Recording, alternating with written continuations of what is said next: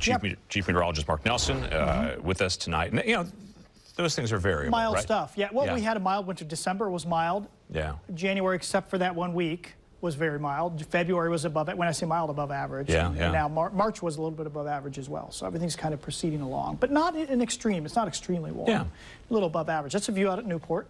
Discover Newport Camp, 52 degrees out there right now. I think the big message here, folks, we have a fantastic Wednesday coming up. Thursday, the clouds definitely move in. It'll still be pretty mild Thursday. And then I think Friday is the next day where it's like, kind of an indoor day with showers around, a lot of gray throughout the daytime on Friday.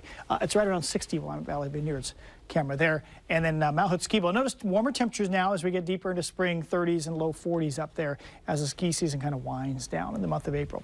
All right, most of us will stay above freezing tonight, but it will be a much cooler night. Last night, it was only 52. If we don't get below 52 by midnight, the calendar, the days, the records are set by the calendar day. So if we don't get down to 52 by midnight, this will be the warmest night of spring that we just had. But tonight, much cooler with the clear skies. 30s.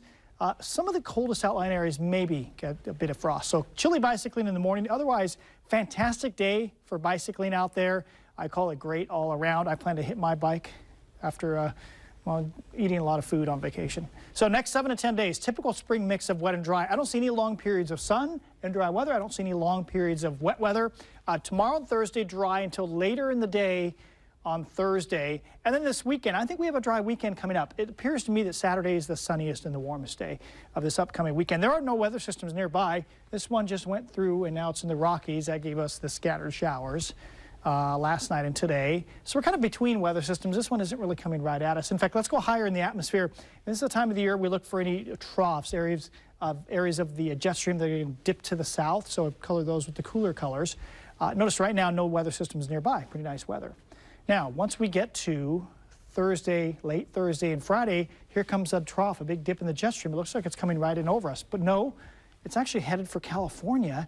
And they get showers on Saturday, and we stay dry between the main jet stream, which starts to move farther north this time of the year, and then that cutoff low. Another one does drop over us, we think, Monday and Tuesday for another shot of showers. So notice you don't see a jet stream aimed right at us. That's why we're not going to see a continuous period of wet weather. But tomorrow, some thin high clouds. Thursday, you wake up, thin high clouds, but they're thickening up during the daytime Thursday. Boy, by this time Thursday evening, it's raining on the coast and just toward north. And then light showers continue throughout Thursday night into Friday, at least midday Friday, maybe longer. So Portland, nice day tomorrow. About 70, nice warm afternoon, nice commute, nice lunch. Not much wind tomorrow, light northwesterly breezes. A lot of clouds on Thursday, temperatures cool a bit. Even with the cloud cover and a few showers on Friday, it could be a little bit warmer. Saturday looks great. Pete, I think the weekend looks pretty nice.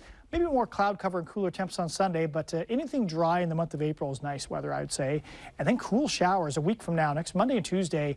I think we'll have highs only in the 50s and some mountain snow, but those showers don't look heavy for now.